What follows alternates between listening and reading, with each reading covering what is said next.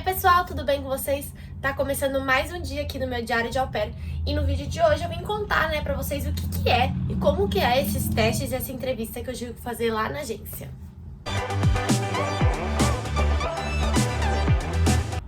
Bom, antes de começar, eu quero lembrar vocês para vocês se inscreverem aqui no meu canal, dar aquele like e compartilhar com seus amigos e tudo mais. Bom, eu fiz a entrevista, e os testes em 2 dias separados. Não foi por escolha minha, eu ia fazer tudo num dia só pra me livrar de uma vez, mas é porque o sistema tava com problema, então eu dividi em 2 dias. No primeiro dia eu fiz só a entrevista com a Dani, que é a moça que trabalha lá na Experimento. Eu cheguei lá bem nervosa, mas ela me acalmou, falando assim, eu não sou americana, eu falo inglês, mas meu inglês também não é fluente, tá tudo bem, você acalma, enfim.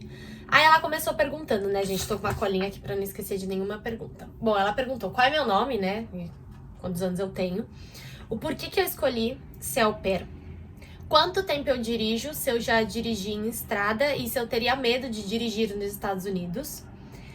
Pediu pra eu contar um pouco sobre minha família, então você tem que falar, nome, idade, enfim, e a profissão deles.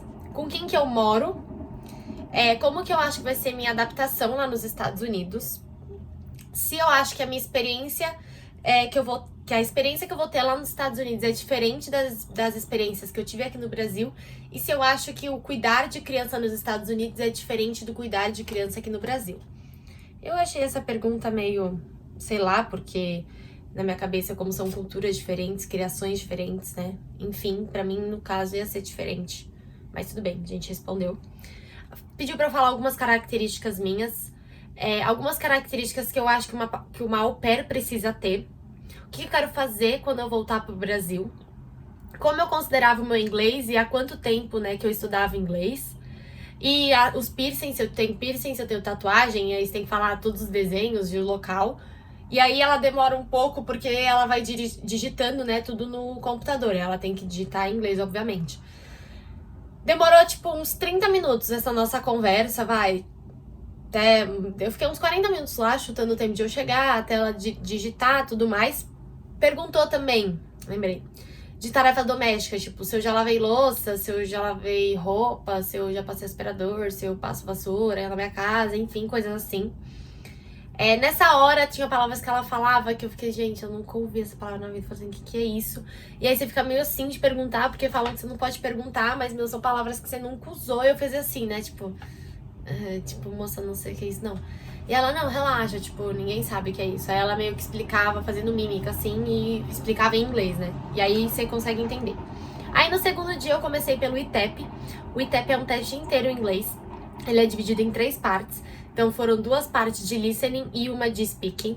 A primeira parte de listening foram, acho que 3 ou 4 diálogos, que eu escutei de 1 minuto e meio. E aí era um diálogo de 1 minuto e meio e uma pergunta de múltipla escolha.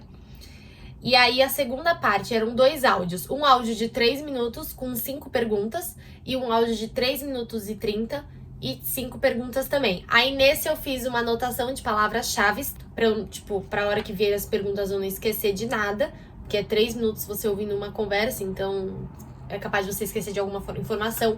O que me ajudou muito também foi os arquivos que eu usei pra estudar, então quem não viu o vídeo anterior eu falei desses arquivos, vou deixar o link aqui em cima.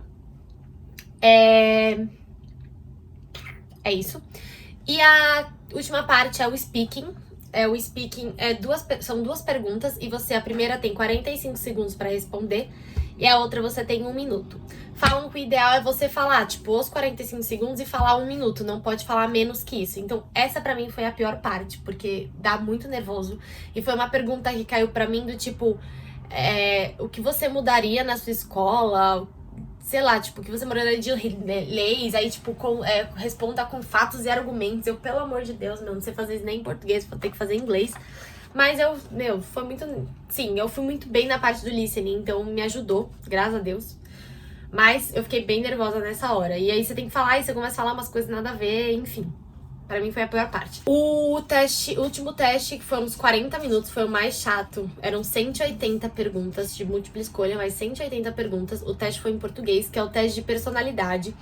Você tem que fazer ele com muita calma, prestando muita atenção, porque tem muita pergunta igual e você pode se contradizer. Então é por isso que eles fazem pergunta igual.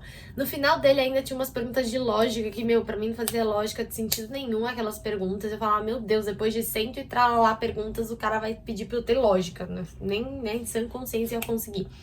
Mas acho que ele é mais pra, tipo, a agência saber o seu perfil, assim, pra ver se você não é um louco, aí assassino, sei lá, psicopata.